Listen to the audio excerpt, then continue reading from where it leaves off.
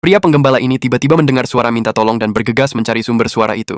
Ternyata ada seekor ular terjebak di dalam lubang yang terbakar. Tanpa ragu, penggembala itu menolong si ular menggunakan tongkat kayu miliknya, lalu menuangkan air untuk memadamkan api di tubuh si ular. Untuk membalas kebaikan si penggembala, ular itu pun mengajak si penggembala untuk pergi ke istana ular milik ayahnya. Penggembala itu pun setuju dan mengikuti ular itu menuju rumahnya. Ketika sampai di sebuah batu, ular itu menyuruh si penggembala untuk mendorong batu itu agar bisa mengikutinya. Penggembala itu lalu menggunakan tongkat miliknya untuk mendorong batu itu, kemudian menuruni tangga batu menuju ke bawah hingga tiba di depan sebuah istana yang dikelilingi oleh berlian. Tetapi Raja Ular langsung marah dan memukulkan ekornya ke lantai ketika melihat ada manusia di istananya hingga membuat seisi istana bergetar. Ular itu dengan cepat datang ke depan raja untuk menjelaskan kalau si pria sudah menyelamatkan hidupnya. Ternyata ular itu adalah anak dari Raja Ular. Untuk membalas kebaikannya, Raja Ular memberikannya dua pilihan. Pertama, dia diberikan kekuatan untuk bisa mengerti bahasa hewan. Yang kedua, dia bisa mendapatkan satu tas penuh berisi emas. Pria itu pun bingung akan memilih yang mana. Setelah berpikir sejenak, akhirnya penggembala itu memilih kemampuan agar bisa mengerti bahasa hewan.